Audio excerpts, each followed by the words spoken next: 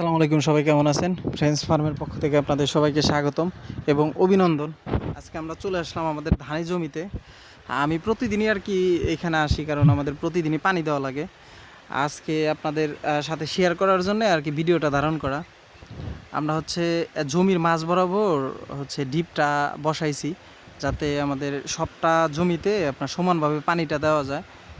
আপনার ডিপটা লাগানোর আগে আমরা এখানে একটা গর্ত করে রাখছি, গর্ত করে মানে এমন একটা সিস্টেম করে রাখছি যাতে প্রত্যেকটা কোঠায় কোঠায় আপনার পানিটা দেওয়া যায় আর কি। এই জন্য আমরা হচ্ছে ডিপটা ওইভাবেই তৈরি করছি, মাঝ বরাবর, জমির মাঝ বরাবর। আর দেখেন আমাদের সবগুলা ধানই আলহামদুলিল্লাহ খুবই সুন্দরভাবে লেগে গেছে আর কি, মানে সুন্দর দেখাচ্ছে আর কি। সবুজ, সবগুলা ধানই সবুজ হয়ে গেছে, মানে লেগে গেছে আর কি। যখন আমরা ধানটা রোপণ করি তখন আমরা দুইটা বা তিনটা করে গুছি দিয়ে ধানটা রোপণ করছিলাম। এখন আলহামদুলিল্লাহ এক মুষ্টি করে হয়ে গেছে, এক মুষ্টির মতো হয়ে গেছে ধানগুলা। আর দেখেন খুবই সবুজ। আমরা যখন জমিটা রেডি করি তখন আমরা ইউরিয়া সার বা সাথে কিছু জৈব সার মিক্স করে আমরা জমিতে দিছিলাম আর কি। জমিতে দেওয়ার পরে আমরা এইগুলো রোপণ করছি। আর 3 দিন আগে হচ্ছে আমরা জমিতে ইউরিয়া সার দিছি। এখন দেখতেছি যে আপনার নোনা ধরে গেছে জমিতে। আমাদের একটা নিড়ানি দেওয়া লাগবে, 2টা লোক নেওয়া লাগবে। আমি আছি, আমার বাবা আছে, 4 জন হলেই একদিনে শেষ হয়ে যাবে আশা করি।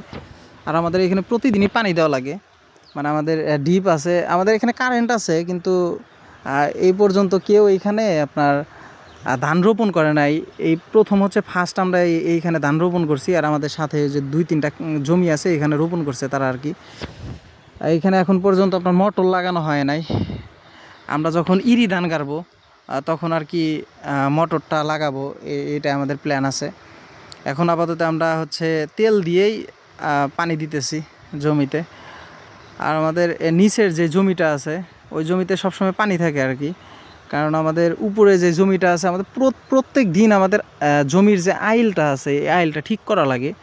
তার কারণ হচ্ছে প্রতিদিনই এসে দেখি যে ইঁদুর বা যে ঘুঘরা পোকা আছে এইগুলো হচ্ছে আপনার জমির আইলটা ভেঙে ফেলছে, মানে গর্ত করে ফেলছে আর কি। প্রতিদিন আমাদের আইলটা ঠিক করা লাগে। তারপরেও প্রতিদিনই এসে দেখি যে নিচের জমিতে আপনার পানিতে ভরপুর, উপরের জমিতে পানি নাই। যাই হোক, এভাবে আলহামদুলিল্লাহ ধানগুলা খুবই আপনার লেগে গেছে আর কি। হ্যাঁ, খুবই সবুজ দেখাচ্ছে ধানগুলা, সবগুলা খুবই সবুজ দেখাচ্ছে। আর আমাদের এখানে কিছু বাকি ছিল। আমরা এই ধানগুলা আমরা বীজটা রোপণ করার মানে ধানটাই হচ্ছে আপনার বুনে দিয়েছিলাম আর কি। বুনে যখন জ্বালাটা হয়েছে, এইগুলো হচ্ছে আমাদের নিজস্ব জ্বালা, আমরা ধান বুনে দিয়েছিলাম, ওইখান থেকে তুলে আমরা জমিতে রোপণ করছি। কিছু আমাদের জায়গা বাকি আছিল, ওই বাকি জায়গাটা পূরণ করার জন্য আমরা বাজার থেকে মানে হাট থেকে, আমাদের এখানে হাট আছে, এই হাটে হচ্ছে এই জ্বালাটা পাওয়া যায়, মানে ধানের চারাটা পাওয়া যায়।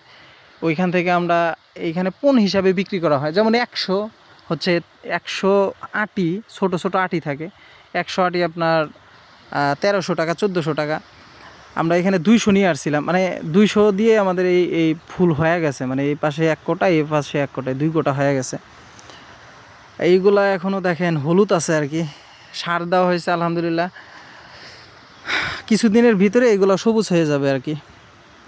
আপনাদের দেখানোর জন্য আজকে ভিডিওটা ধারণ করা আর কি। দেখেন এই পাশেরগুলা খুবই সুন্দর দেখাচ্ছে, সবুজ হয়ে গেছে, সবগুলো লেগে গেছে আর কি। ঠিক আছে, সবাই ভালো থাকবেন, সুস্থ থাকবেন, আমাদের জন্য দোয়া করবেন যাতে আমাদের ফার্মটা আরও সফল হয়, মানে সফলের দিকে যেতে পারি। আমাদের ফার্মের জন্য সবাই দোয়া করবেন। আজকে এই পর্যন্তই, আল্লাহ হাফেজ।